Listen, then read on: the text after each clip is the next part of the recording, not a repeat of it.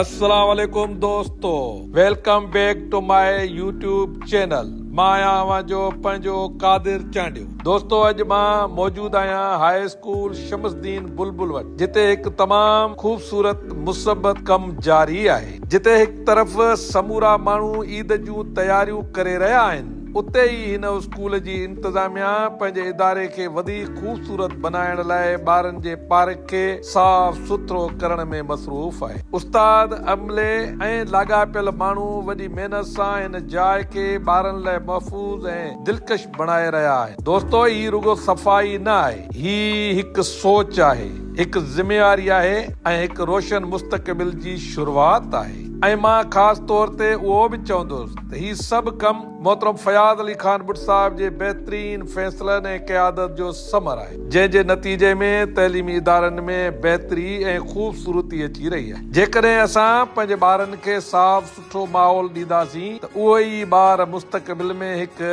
बहितर समाज जोड़ींदा। दोस्तो, ईद ख़ुशियुनि जो त्योहार आहे, पर असुल ख़ुशियूं तॾहिं आहिनि जॾहिं असां पंहिंजे चौधारी बहितरी आणी। अचो त वाइदो करियूं, असां बि पंहिंजे माहौल खे साफ़ रखण में पंहिंजो किरदारु अदा कंदासीं। वीडियो पसंदि अचे त लाइक करियो, कमेंट्स करियो, चैनल खे सब्सक्राइब करण न विसारजो। अल्लाह हाफ़िज़। अवां जो मेज़बान कादिर चांडियो।